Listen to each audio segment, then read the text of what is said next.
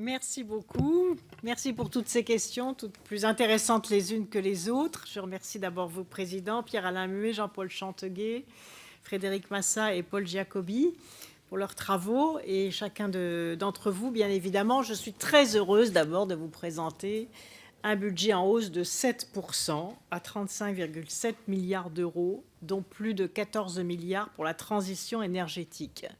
Ce budget, il a un objectif, c'est faire levier pour soutenir toutes les nouvelles filières, pour créer les emplois de la croissance verte, que ce soit dans le domaine énergétique ou dans le domaine de la biodiversité. Et tous les acteurs de ces transitions sont concernés. Autrement dit, ce budget, non seulement il est en hausse, et cela un an après l'adoption de la loi de transition énergétique pour la croissance verte, mais en plus, il met en place une nouvelle ingénierie budgétaire et financière, parce que vous savez que la préoccupation qui est la mienne, comme la vôtre, parce que j'étais pendant 25 ans une élue de territoire comme vous, c'est de veiller à l'articulation entre l'impulsion nationale et l'intelligence des territoires. Et puis, puisque nous sommes aussi en responsabilité de la COP21, que nous avons réussi, la France peut en être fière, ça me donne l'occasion aussi de remercier l'ensemble des parlementaires, notamment Pierre-Yves Le Borgne tout à l'heure, qui s'est beaucoup impliqué sur ce sujet dans la Commission des Affaires étrangères. Donc cette réussite diplomatique française a aussi des débouchés économiques, puisque les entreprises sont en première ligne de cette transition énergétique à l'échelon mondial. Et j'observe d'ailleurs que certaines d'entre elles sont au premier rang des savoir-faire qui vont permettre à la planète de mieux se protéger. Ça, c'est la dimension internationale. Donc il a fallu construire un budget qui articule à la fois la dimension nationale, l'impulsion que vous avez donnée aussi par le vote de la loi de transition énergétique, la dimension territoriale, en particulier avec la création de ce concept de territoire à énergie positive, qui est une prolongation de ce que j'avais pu faire dans ma région, donc avec cette expérimentation, cette expérience que vous avez, et je me réjouis d'ailleurs que la plupart d'entre vous, si ce n'est la quasi-totalité d'entre vous, ont accueilli dans leur circonscription des territoires à énergie positive. Je salue d'ailleurs l'ingéniosité, la créativité, la joie d'agir aussi dans ces territoires lorsque je les rencontre, parce qu'ils ont bien compris ces enjeux. Et c'est grâce à cette mise en mouvement des échelons infranationaux aussi que nous réussirons à réussir cette transition énergétique. Donc ces territoires, avec un effet levier très important, puisque lorsqu'on dépense 1 euro dans un territoire, on a calculé que les élus ont calculé que c'est entre 3 euros et 10 euros d'impact de cofinancement, d'engagement aussi des entreprises privées, donc de création d'emplois, notamment dans les filières du bâtiment, avec les travaux d'économie d'énergie. Le deuxième pilier, après les territoires, c'est la mise en mouvement des entreprises. C'est une des priorités de la transition énergétique. Les filières de la croissance verte sont soutenues dans ce budget avec une augmentation de 1 milliard d'euros pour les énergies renouvelables, notamment par les remboursements des tarifs d'achat, ce qui porte à 7 milliards d'euros le soutien aux énergies renouvelables.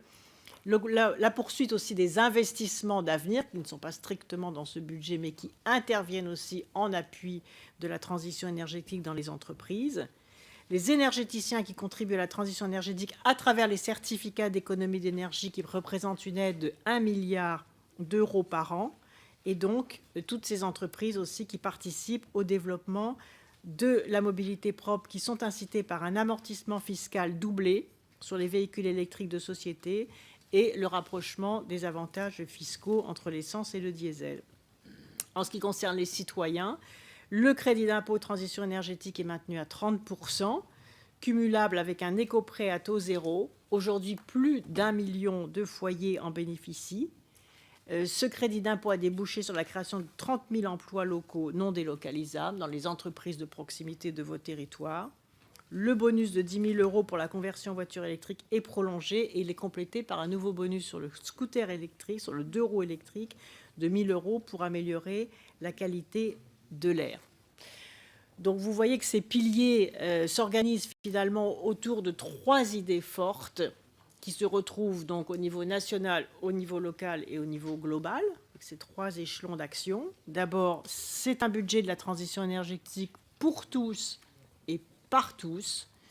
Deuxièmement, c'est un budget qui fait le lien entre ces 3 dimensions et qui est dans une cohérence et donc une action prise au niveau international renforce une action nationale qui renforce une action au niveau local et réciproquement, c'est-à-dire que tout le monde est au clair à la fois sur une vision d'avenir de cette transition et sur la façon dont, sur un territoire aussi modeste soit-il, une action d'économie d'énergie, une action de transport propre, une action de circuit court, une action d'économie circulaire permet aussi aux citoyens et aux élus locaux des territoires d'être aussi citoyens du monde. Et je crois que cet enjeu, aujourd'hui, il est parfaitement compris et c'est ce qui fait la dynamique de ce budget. Et enfin, c'est le budget des emplois verts et le budget des nouvelles filières industrielles. J'ai l'ambition dans ce budget que je porte avec vous de faire en sorte que la nouvelle économie accélère sa réalisation. Nous sommes dans une période de mutation. Les mutations sont toujours un peu inquiétantes, mais là, on voit au contraire qu'il y a des mutations d'espérance, puisque nous devons accompagner en effet l'arrêt des anciennes industries polluantes. Ça a été évoqué ici ou là. Il faut accompagner ces mutations, parfois difficiles sur les territoires. Mais je pense que nous avons les moyens d'accompagner ces mutations parce que nous voyons l'émergence de nouvelles filières, de nouveaux métiers, de nouveaux emplois, de nouveaux services à fabriquer, à construire, à élaborer, à structurer. Et j'ai la conviction que plus ces transitions sont rapides, plus elles sont fructueuses. Et c'est ça qui est très difficile à faire comprendre sur les territoires. Et on voit bien le débat, effectivement, sur le charbon. On nous dit encore un peu, encore un peu, encore un peu. Mais quand on attend, qu'on attend, qu'on attend, ça devient beaucoup plus cher et c'est beaucoup plus difficile de motiver les gens. Or, il y a des solutions, il y a des nouvelles perspectives, il y a des enjeux considérables dans l'ensemble de ces filières. C'est ça que nous devons saisir à bras-le-corps et c'est ce que fait le budget que j'ai l'honneur de vous présenter. Alors, vous avez posé beaucoup de questions auxquelles je vais répondre. Et bien évidemment, je suis prête à venir, cher Frédéric Massa, devant les deux commissions Affaires économiques et développement durable pour répondre en effet à votre mission parlementaire d'information sur l'application de la loi de transition énergétique, parce qu'il y a beaucoup de choses à dire. Vous avez souligné des choses positives, d'autres éléments sur lesquels, en effet, je serais heureuse d'apporter des compléments. Et en particulier, je voudrais quand même souligner une chose, c'est que quand je suis arrivée à la tête de ce ministère, il y avait encore des textes d'application à prendre sur le Grenelle de l'environnement. Je ne vous dirai pas quel pourcentage de ces textes n'étaient pas pris pour éviter les polémiques, mais aujourd'hui, au moment où je vous parle, donc il a fallu non seulement prendre les textes des lois précédentes, mais en plus prendre les textes d'application de la loi de transition énergétique. Et en effet, grâce à la qualité des directions du ministère, des services du ministère qui ont travaillé sans relâche, nous sommes aujourd'hui à plus de 90% de publication des lois d'application de la loi de transition énergétique. Ça a été un travail considérable. Ce travail est maintenant fait. Il y a encore un certain nombre de textes qui posent un certain nombre de difficultés ou qui sont encore dans les procédures de consultation, mais qui seront prises dans les semaines qui viennent. Autrement dit, nous arriverons à la COP22 avec la quasi-totalité des textes d'application pris en un an. Et non seulement des textes d'application, mais comme je viens de l'expliquer aussi, les actions opérationnelles d'accompagnement dans les territoires à énergie positive avec les contrats et dans les filières industrielles et auprès des citoyens, les trois éléments clés, les trois acteurs clés de cette transition qui auront aussi été dotés de moyens d'action opérationnelle en plus des textes juridiques stricts d'application de la loi de transition énergétique. Alors, Madame Massa, vous avez aussi posé la question sur la mise en place des TEPCV. Effectivement, il y a eu une dotation de 250 millions d'euros en 2015. Il y aura 250 millions d'euros supplémentaires en 2016, gérés par la Caisse des dépôts et consignations, qui d'ailleurs fait l'avance souvent de ces fonds pour que ça aille vite. Ça va vite, comme vous pouvez le constater sur vos territoires, parce que souvent, les petites communes, les petites communautés de communes n'ont pas forcément les moyens d'avancer ces fonds. Donc, il y a 40% qui est versé dès la signature du contrat de transition énergétique. Et ensuite, il y a une communauté de travail qui a été mise sur place sous l'impulsion des préfets, des DREAL, de l'ADEME. C'est-à-dire qu'on a rassemblé les compétences locales pour qu'il n'y ait pas de doublons, pour qu'il n'y ait pas de bureaucratie, pour qu'il n'y ait pas 36 guichets. Et on a bien cadré l'ensemble des actions opérationnelles, là aussi, pour qu'il y ait une visibilité claire avec des actions simples qui conduisent à la transition énergétique, c'est-à-dire à l'application de la loi, mais en même temps à la création d'emplois sur ces territoires. Jean-Paul Chanteguet, vous m'avez interrogé sur les aires de covoiturage. Par qui seront-elles financées? Alors, c'est une bonne question. J'espère que ça sera financé par les sociétés d'autoroutes parce que ce sont elles qui ont promis la mise en place de ces aires de covoiturage. Mais comme vous le savez, il faut toujours être très vigilant avec les sociétés d'autoroutes parce que c'est très tentant de faire des hausses de tarifs. En tout cas, je vais regarder de près cette question-là pour que ce soit vraiment, en effet, un engagement qui soit pris et qui soit tenu. Sur la question du bonus, c'est vrai qu'il y a un débat actuellement sur le fait de réserver le bonus à des véhicules de moins de 40 000 euros. On voit bien à quoi ça fait référence, d'ailleurs. Alors, ça a des avantages et des inconvénients, hein, c'est en discussion. Parce que si chaque fois qu'on crée un dispositif fiscal d'encouragement, on sait les tentations du ministère des Finances, chaque fois, et d'ailleurs il a fallu beaucoup résister pour maintenir les dispositifs dont je viens de vous parler, que ce soit le crédit d'impôt, parce qu'il y avait au moins une quinzaine de modifications, de niveaux, de taux, etc. Donc il y a toujours beaucoup d'imagination dans les services fiscaux. Et moi, je crois qu'il faut de la stabilité des dispositifs, parce que sinon, on croit gagner un peu, économiser un peu de dépenses, mais l'impact psychologique d'une modification, d'un avantage fiscal qui est créé une année et qui est déjà modifié l'année prochaine, frappe directement les filières industrielles concernées. Donc, a priori, je ne suis pas favorable pour changer le dispositif parce que ça remet en cause pour des économies finalement très marginales et ça donne un mauvais signal au fait qu'on a créé un dispositif fiscal pour encourager le transport propre. Et il vaut mieux négocier, pourquoi pas, l'implantation en France d'une usine construisant des véhicules haut de gamme. Et donc, recherchons au contraire ce qu'on peut demander aux entreprises qui fabriquent les véhicules très haut de gamme pour qu'ils déploient, grâce à ce bonus, des installations industrielles sur le territoire français, par exemple. C'est la réponse, en tout cas, que j'ai faite à l'entreprise que tout le monde a en tête et qui n'est actuellement pas encore implantée sur le territoire français, qui a fait à mon égard une démarche. Je dis, mais écoutez, moi, je suis favorable à la stabilité, mais montrer aussi que vous pouvez déployer du potentiel industriel, investir aussi dans des gammes de voitures, ce qu'ils font d'ailleurs, plus populaires, et surtout investir aussi dans des batteries avec une plus forte autonomie, et surtout vous implanter. Et donc, je plaide une fois de plus, j'ai plaidé une fois de plus dans le secteur de Fessenheim pour montrer qu'on peut justement accompagner des mutations énergétiques et installer des industries du futur. Sur le financement, sur le document jaune, il est fait. Donc, il est actuellement au niveau de la direction du budget de Bercy. Donc, je crois qu'il va arriver très rapidement. Paul Giacobi, vous m'interrogez sur ce qui a avancé depuis la COP 21. Mais ce qui a avancé depuis la COP 21, c'est la ratification. Et ça, personne n'aurait pensé que nous puissions réussir cette ratification dans un laps de temps aussi court, parce que je rappelle que le protocole de Kyoto, il a fallu 7 ans pour ratifier le protocole de Kyoto, et que là, en 9 mois, nous avons réussi cette ratification.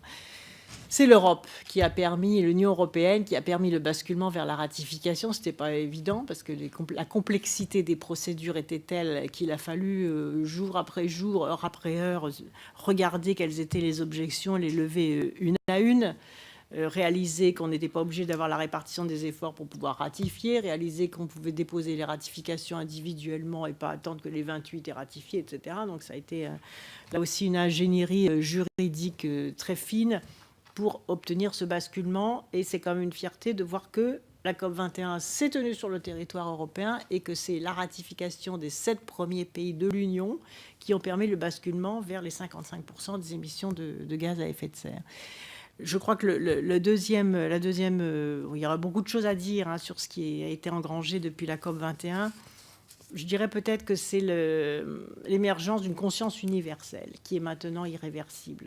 Et ça, dans un monde de guerre, de conflits, de malheurs, le fait que les pays du monde entier puissent se dépasser eux-mêmes et faire émerger cette conscience universelle, parler le même langage, quel que soit leur niveau de développement, leur taille, leur modèle énergétique, je pense que c'est tout à fait remarquable, que nous vivons un moment historique extraordinaire. Nous avons le devoir de prolonger ce momentum historique en passant à l'action. Et l'action, elle a déjà commencé. Elle a déjà commencé dans les coalitions, elle a déjà commencé dans ces transitions, elle a déjà commencé dans l'engagement des entreprises, dans l'engagement des scientifiques, etc., dans tous les débats sur la tarification carbone, sur le prix du carbone. Et donc, nous devons bien évidemment accélérer la mise en place, et non seulement des coalitions et des actions, mais aussi des financements. Et je suis heureuse de rappeler, comme vous le savez, que les 100 milliards de dollars qui ont été promis à la COP21 sont maintenant pratiquement mis en place, comme le rapport de l'OCDE vient de le démontrer. J'en profite d'abord pour vous inviter, ceux d'entre vous qui le souhaitent, à la conférence de Marrakech. Ça permettra justement, puisque vous êtes déjà beaucoup impliqués sur ces sujets aussi, d'accompagner la montée en puissance de ces différentes actions.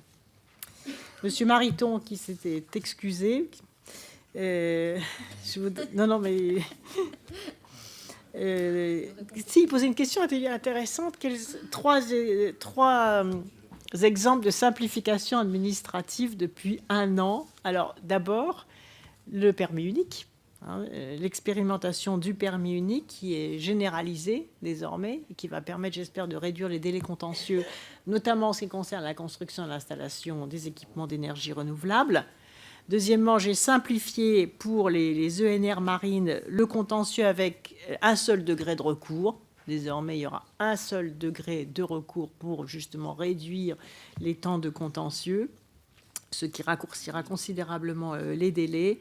Et enfin, pour les ENR, nous avons mis en place des appels d'offres pluriannuels, c'est-à-dire qui sont lisibles, stables, et qui répondaient à une très forte attente des entreprises par rapport à l'instabilité de ces appels d'offres qui étaient trop saucissonnés dans le temps. Et là, en ayant des appels d'offres pluriannuels, ça permet de stabiliser à la fois les prix et la visibilité industrielle. Alors ensuite, Marc Goua, vous m'avez posé la question sur le... Oui, pardon. Sur la suspension de l'Arenh. Donc, il n'est pas question de suspendre l'Arenh, bien évidemment. L'Arenh, c'est l'accès régulé à l'électricité nucléaire historique qui permet aux consommateurs de bénéficier d'un prix de l'électricité faible. Alors, dans les circonstances actuelles, des craintes sont apparues, que certains acteurs puissent mettre en œuvre des comportements spéculatifs, abusifs, liés notamment au différentiel de prix sur les marchés de gros. Pour mettre fin et pour réguler ce problème, donc j'ai répondu à EDF qui demandait la suppression de l'Arenh, que ce n'était pas possible, d'abord parce que l'Arenh est dans la loi, ensuite parce que l'Arenh permet aux consommateurs de bénéficier d'un tarif faible d'électricité, et ensuite parce qu'il y a aussi une dimension Commission européenne à l'égard de laquelle nous ne pouvons pas improviser une suppression de l'Arenh. Donc, pour limiter les risques de spéculation, la Commission de régulation de l'énergie va proposer de réviser l'accord cadre Arenh en amont du prochain guichet de souscription le 16 novembre 2016. Et j'ai proposé également, au nom de l'État, pour limiter les risques de spéculation liés à un arbitrage semestriel, la modification du décret Arenh afin d'y préciser justement les conditions d'application de ce qu'on appelle la clause de monotonie du dispositif. Et donc, je vous confirme ici qu'il n'y aura pas de suspension de l'Arenh au regard de toutes ces circonstances. Vous avez posé une question aussi, Marc Goua, sur le CITEPA. Donc, sur ce sujet-là, je peux vous dire qu'il va y avoir un complément, un amendement de 50 000 € dans le cadre d'un avenant à la convention, pas d'un amendement, à la convention pluriannuelle d'objectifs du CITEPA. Ça, c'est suite à l'audit de 2016 de l'inventaire des gaz à effet de serre qu'a réalisé le CITEPA. Donc ça, c'est la première chose. Et pour l'année 2017, un travail a été engagé avec le CITEPA pour préciser très régulièrement les priorités et pour adapter le programme de travail aux contraintes budgétaires. Donc on regarde très attentivement dans le cadre des redéploiements, dans le cadre de la rationalisation de la dépense publique aussi, sur l'ensemble des organismes. Tout le monde est traité de la même façon. Et c'est vrai que parfois, il faut un peu rationaliser les choses. Mais quand le résultat est là et que les avenants sont clairs par rapport aux objectifs de différentes actions, il n'y a pas de raison de ne pas les y adapter. Voilà, Béatrice Santé. Donc, vous avez évoqué, oui, une question très importante également sur la différence entre les ménages chauffés au gaz et les autres dans les tarifs sociaux. C'est précisément l'objectif du chèque énergie qui a été créé par la loi de transition énergétique, qui va donner le même montant d'aide à chacun, quel que soit le mode de chauffage. Il y a en cours une expérimentation, vous le savez, dans 4 départements qui donne satisfaction. Nous sommes en train d'analyser les retours sur expérience dans ces 4 départements et nous sommes en train de préparer la généralisation du dispositif du chèque énergie sur la totalité des départements compte tenu de cette première étape. Vous avez également évoqué la question de l'autoconsommation. C'est une question à laquelle je tiens beaucoup parce que ça fait partie de la citoyenneté énergétique. J'ai mis donc en place plusieurs mesures pour favoriser ce développement. D'abord, le cadre légal qui facilite l'autoconsommation, les soutiens financiers, les appels d'offres, et puis l'encouragement dans les territoires à énergie positive des projets relatifs à l'autoconsommation. L'ordonnance autoconsommation de juillet 2016 met en place un cadre légal pour faciliter ce développement, d'abord en définissant la notion d'autoconsommation collective, qui pourra, par exemple, concerner aussi les projets d'approvisionnement de logements collectifs ou de centres commerciaux par une installation solaire implantée. Et deuxièmement, j'ai imposé aussi aux gestionnaires de réseau l'obligation de faciliter les opérations d'autoconsommation, à la fois individuelles et collectives. Donc, s'il y a des résistances ici ou là, il faut nous les signaler. Enfin, la Commission de régulation de l'énergie devra établir une tarification d'usage du réseau adaptée aux installations en autoconsommation pour tenir compte des réductions de coûts d'utilisation des réseaux que peuvent apporter ces opérations. Et un décret d'application de cette ordonnance est en cours de préparation, puisque le projet de loi de ratification, d'ailleurs, a été déjà déposé. Et surtout, j'ai lancé des appels d'offres projets en autoconsommation. Donc ça, si vous en avez sur le territoire, il faut s'en saisir. Cet appel d'offres a été lancé le 2 août 2016. Toutes les ENR sont admises, solaire, petit hydro, les moulins, et aussi dont j'ai veillé à la réhabilitation suite au débat parlementaire. Il y avait une grande attente sur la petite hydroélectricité. Il y aura entre 100 et 400 projets lauréats. Il peut concerner aussi les secteurs industriels, tertiaires, agricoles, parce que ça, c'est aussi important. Ça fait un débouché important pour le secteur agricole. Et donc, cet appel d'offres est en cours. Les projets seront bientôt sélectionnés. Et donc, sur les territoires à énergie positive en particulier, ils ont bien évidemment toute leur place. Parce qu'en général, quand il y a une mobilisation des citoyens autour de l'autoconsommation, il y a aussi une mobilisation sur tous les autres aspects de la loi de transition énergétique. J'en viens aux questions de Pierre-Yves Le Borgne, à la fois sur les propositions de la France. Effectivement, durant la COP22 sur la diffusion des technologies matures, l'émergence des technologies de rupture, le soutien à l'innovation, la décarbonation de l'économie. Et sans pouvoir être exhaustif, je voudrais en citer quelques-unes. D'abord, l'initiative énergie renouvelable en Afrique, pour laquelle d'ailleurs j'ai déposé en tant que présidente de la COP21 un rapport la semaine dernière au secrétaire général des Nations Unies. L'Alliance mondiale pour la géothermie, qui compte à ce jour 41 pays membres et 26 institutions partenaires. Et on voit au départ où nous étions 2 ou 3, il y avait l'Islande et la France sur la géothermie, au départ, la COP21.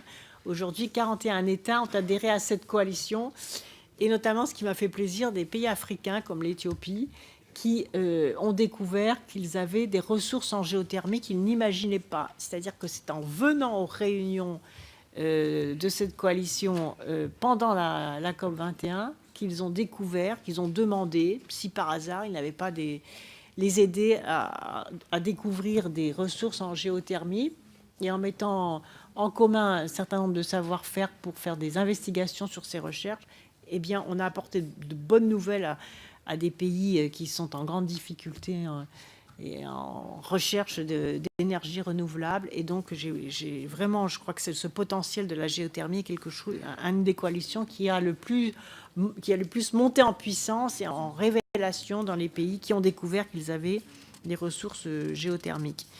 Bon, il y a beaucoup d'autres l'Alliance solaire internationale qui a été lancée par l'Inde et par la France. J'ai le plaisir de vous dire que le statut juridique de l'Alliance solaire internationale est prêt. On a beaucoup travaillé dans cette direction-là, ça a été un peu difficile.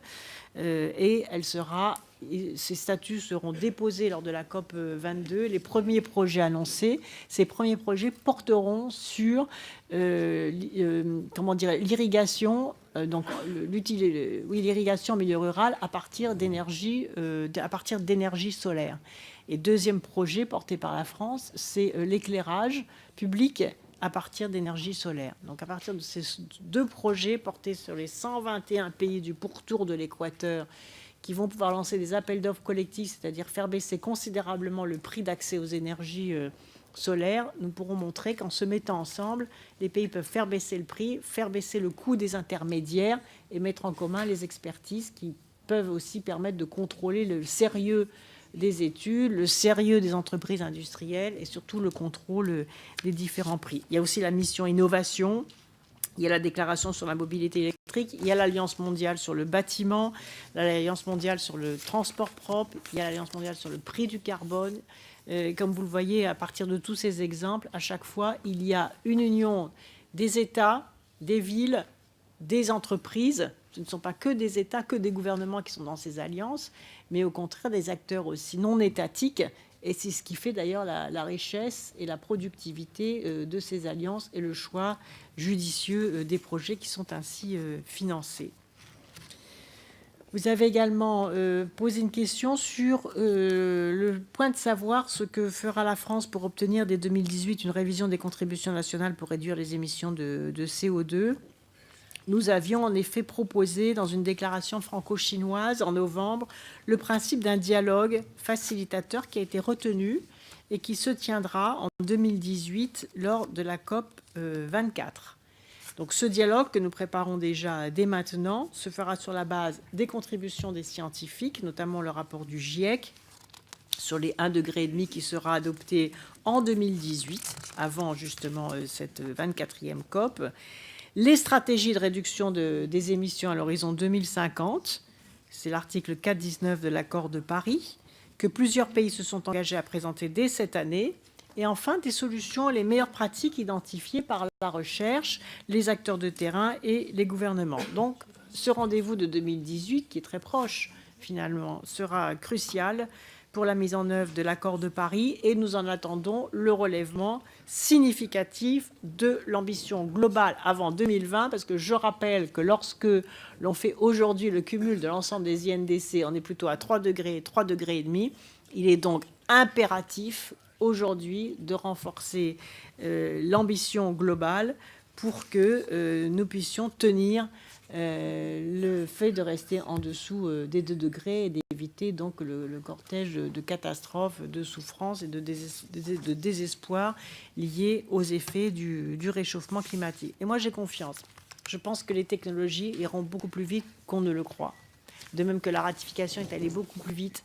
Je pense que les entreprises ont compris les enjeux. Je le vois dans la façon dont elles se mobilisent. Elles ont compris les enjeux, elles ont compris qu'il y avait des défis à relever, mais que ces défis pouvaient aussi rapporter. Donc on est dans des dynamiques positives, qu'il y a une compétition mondiale positive aussi.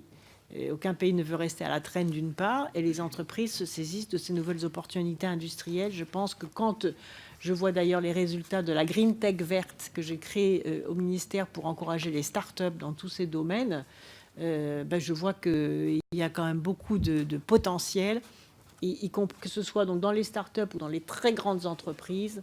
La mobilisation autour de l'innovation est quand même extrêmement forte, et ça, c'est quand même tout à fait encourageant.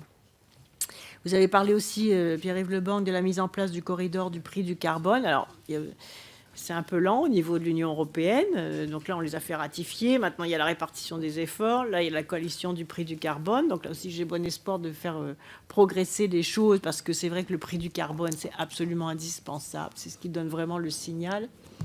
tarification carbone. D'ailleurs, certaines entreprises ont adopté un prix interne du carbone, et ça c'est quand même très nouveau et très novateur, pour calculer la rentabilité supplémentaire de l'investissement dans les économies bas carbone. Donc ça, c'est quand même une ingénierie assez extraordinaire. Je remettrai d'ailleurs aussi prochainement le premier prix du meilleur reporting climatique, puisque la loi de transition énergétique impose le reporting climatique, et je vois que les entreprises, au lieu de le considérer ça comme une contrainte, considèrent ça comme un atout et comme une chance, et même comme une visibilité, comme un argument commercial. Donc ça, c'est une très bonne chose. Et par conséquent, là aussi, je pense que les choses avancent très vite et qu'il faut valoriser les bonnes pratiques pour donner envie à tout le monde de s'y mettre. Je voudrais aussi vous dire que juste avant de venir vous voir, puisque vous avez beaucoup évoqué la question des valeurs de protection de la planète, vous avez parlé de l'urgence climatique, vous avez cité les catastrophes de l'incendie au Canada ou de la fonte du permafrost, que avant de venir vous voir, j'ai le bonheur d'aller au CNES, au Centre national d'études spatiales, et de dialoguer avec Thomas Pesquet, notre astronaute. C'est extraordinaire, puisque voilà donc un astronaute qui va partir donc dans quelques jours sur les stations internationales pour observer la Terre jusqu'au mois de mai. D'abord, ça suppose quand même un caractère, une énergie, un engagement quand même. C'est fascinant. Se dire en plus qu'il y a un astronaute français qui participe à cette expédition, je trouve que c'est extraordinaire. A été projeté récemment à la géode de la Villette, donc un film de la planète, prise justement depuis une station orbitale. Et Claudie Ignoret était là d'ailleurs, les scientifiques étaient là. Et rappelons-nous que c'est d'abord en observant la Terre de l'espace que l'on ne peut plus contester les effets du réchauffement climatique.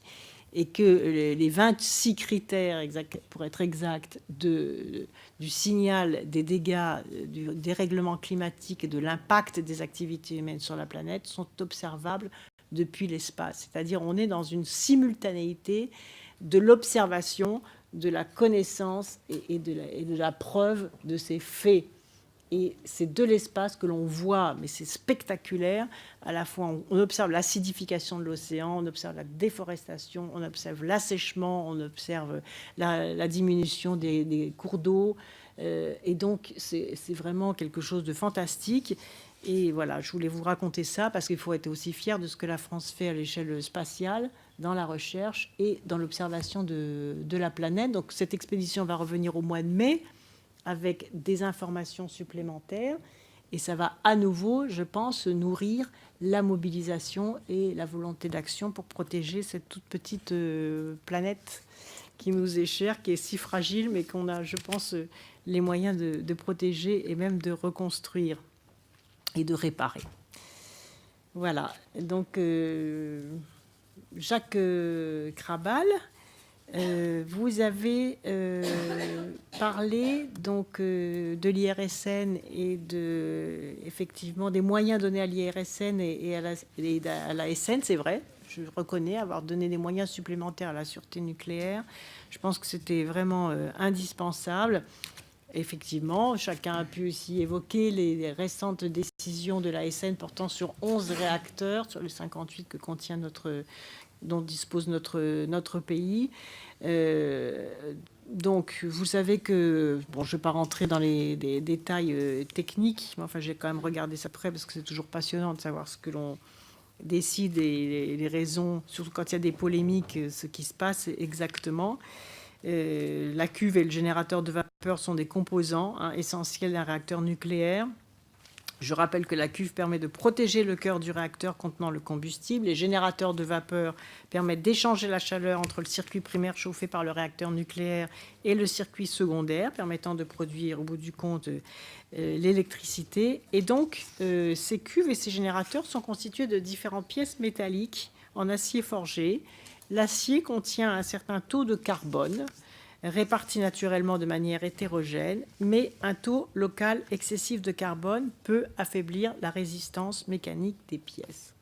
Voilà ce qui a conduit à la fois EDF à lancer des investigations depuis 2015 qui ont effectivement mis à jour le fait que des éléments de générateurs de vapeur produits il y a plus d'une quinzaine d'années et installés dans le parc français entre 1995 et 2007 sont susceptibles de présenter une concentration en carbone particulièrement élevée.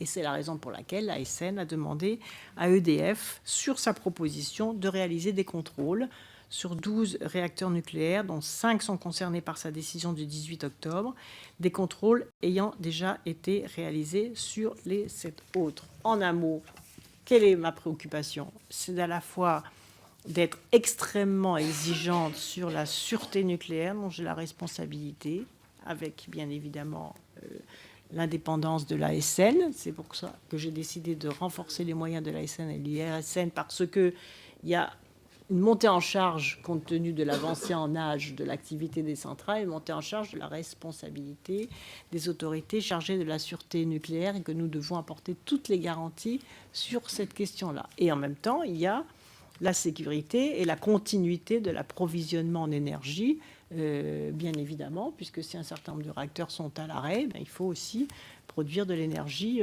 autrement, ou renforcer le potentiel de production des réacteurs qui ne sont pas à l'arrêt. Et en tout cas, ça justifie complètement la dynamique de la loi de transition énergétique pour la croissance verte, puisqu'on sort finalement d'une mono-industrie, si j'ose dire, en baissant la part du nucléaire et en tenant compte justement de l'arrivée à échéance de durée d'activité des centrales qui ont été construites il y a 40 ans, bientôt plus, en même temps de monter en puissance sur le renouvelable. Je rappelle quand même qu'en France, les énergies renouvelables produisent aujourd'hui l'équivalent de 6 réacteurs nucléaires, donc il faut continuer cet effort.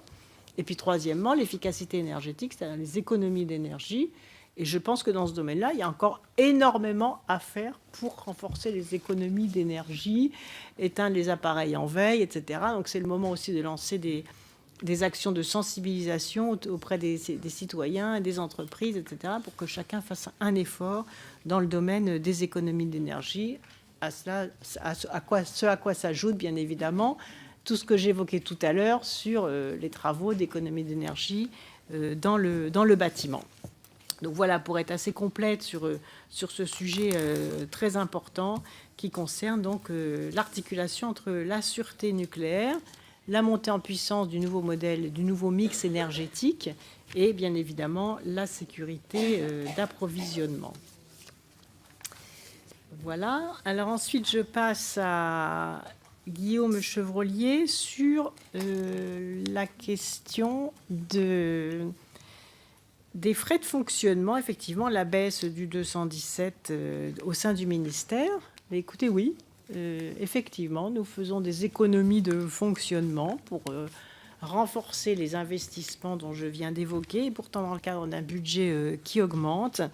Et ça, je crois que c'est grâce aussi à la mutualisation entre les différents services, les différentes structures, les différentes directions du ministère, les différents savoir-faire, la suppression d'un certain nombre de doublons dans les compétences et dans les activités. Je considère que c'est la responsabilité responsable qui est devant vous de veiller à ce que la dépense publique soit toujours justifiée. D'ailleurs, j'en remercie l'ensemble des administrations, le secrétariat général qui gère parfaitement l'ensemble de ces sujets et qui, en effet, me fait des propositions d'économie de fonctionnement, et je crois que cela va dans la bonne direction.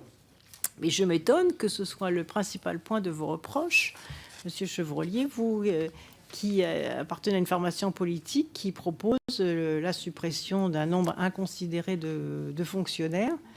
Donc il y a là comme une petite contradiction que j'ai du mal à suivre. Mais en tout cas, oui, absolument. Je trouve qu'il est plus important de faire des économies de fonctionnement et d'investir justement dans la croissance verte. Michel Lesage, bien évidemment, vous avez développé tous les sujets que vous connaissez parfaitement sur la biodiversité. Vous me demandez comment l'État compte, comment les programmes 113 et 119 qui impliquent de nombreux opérateurs de l'État qui s'inquiéteraient de voir leurs moyens réduits alors que leurs missions sont en pleine évolution, défis du numérique, Agence française de la biodiversité, etc. Ce que je voudrais vous dire, c'est que ces opérateurs, que ce soit le CEREMA, l'IGN ou Météo France, accomplissent des missions tout à fait importantes Mais en même temps, voilà, là aussi, on regarde de près le rapport investissement, mission, comment est-ce qu'on peut aussi mutualiser un certain nombre de missions, faire évoluer les modèles économiques de ces structures dans le cadre d'un travail partenarial entre ces opérateurs et leurs tutelles au sein de ce ministère, des objectifs de performance aussi qui sont donnés à ces opérateurs. Pour ce qui concerne du programme 113, les moyens alloués aux opérateurs augmentent. 138 millions leur seront versés sous forme de subventions pour charges de service public et cette enveloppe augmente de 4 millions d'euros par rapport à 2016. Et d'autre part, il y a la création de 60 ETP pour accompagner la création de l'Agence française de la biodiversité, qui est dotée aussi de moyens importants, mais là aussi, sous contrôle.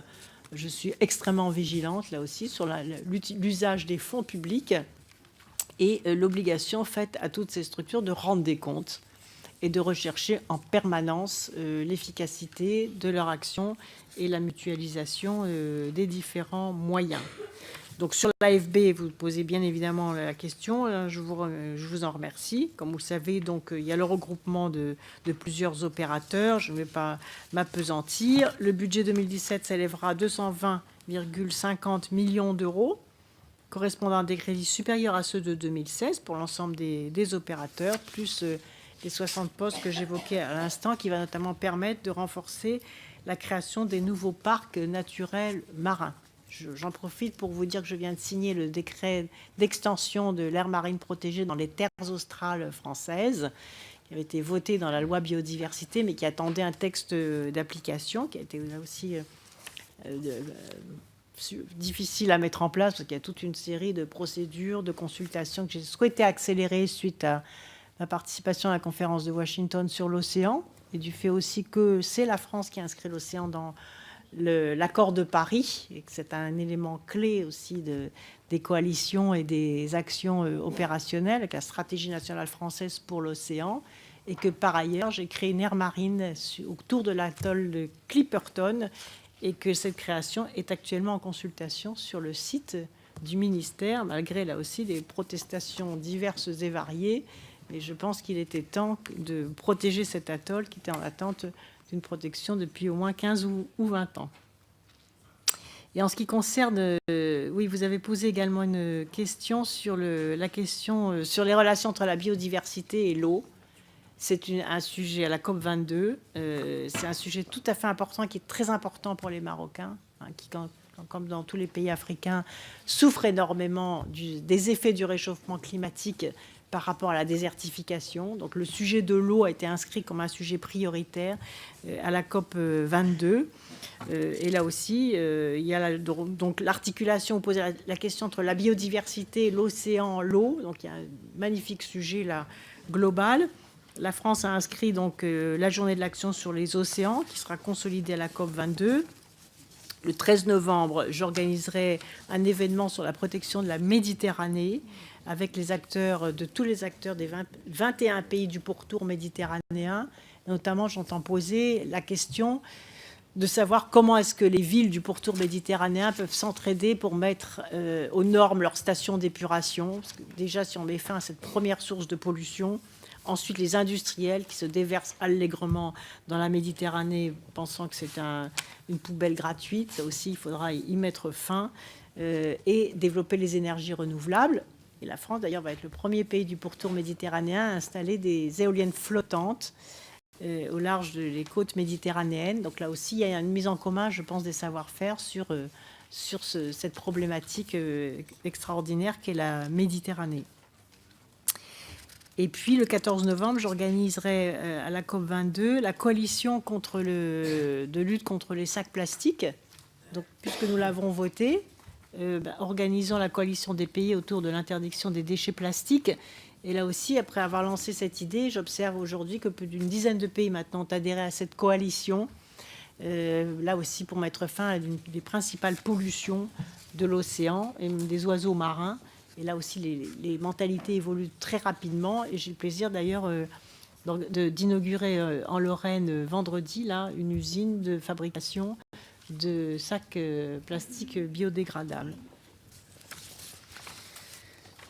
Alors ensuite, François-Michel Lambert, donc vous avez posé la question du prix plancher du carbone. Donc là aussi, vous savez que la France a affirmé la nécessité de mettre un prix plancher du carbone. C'est quelque chose de très important. Maintenant, nous devons le faire aussi dans une coopération avec les autres pays européens. Et puis, de toute façon, la programmation pluriannuelle de l'énergie prévoit la fermeture des centrales à charbon en France à l'horizon 2023, si possible avant. Mais là aussi, il faut accompagner la mutation industrielle et puis se projeter sans freiner, sans traîner dans les nouveaux outils industriels et dans les nouvelles perspectives industrielles, parce qu'à l'échelle mondiale aussi, cette problématique se pose et la France a décidé, puisque nous sommes le premier pays à avoir supprimé les subventions au charbon, nous devons être donc le premier pays à en finir avec l'usage du charbon comme énergie fossile, en prouvant justement que les transitions industrielles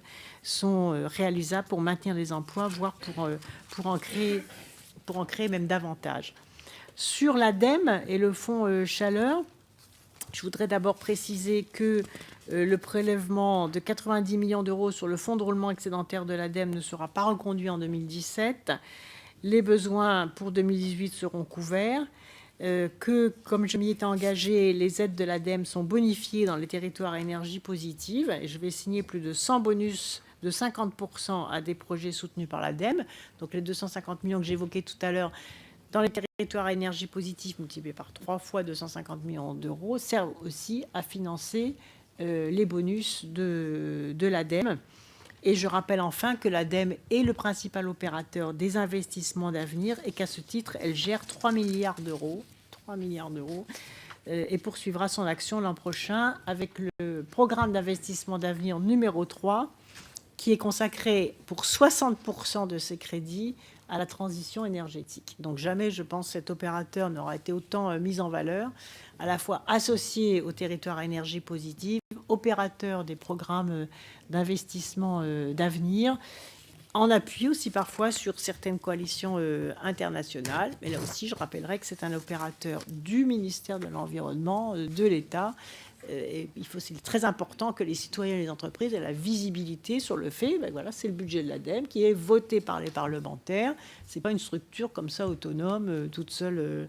On ne sait plus très bien si c'est privé, si c'est public, d'où ça sort. Non, je rappelle aussi bien à l'ADEME que chaque fois qu'elle mène une action, eh bien, le parrainage et la tutelle du ministère de l'Environnement doit être présente pour que chacun sache bien qu'il s'agit aussi des fonds publics qui sont consacrés dans une dynamique articulée avec l'ensemble des ministères concernés et puis surtout l'ensemble des territoires concernés et des filières industrielles coordonnées pour appliquer la loi de transition énergétique pour la croissance verte. Voilà, messieurs les présidents, madame la présidente, les éléments d'information que je voulais vous communiquer. Merci Madame la Ministre. Alors nous allons enchaîner avec les orateurs des groupes pour 5 minutes et puis les députés qui se sont inscrits et qui sont restés pour 2 minutes. Donc pour le groupe socialiste écologiste,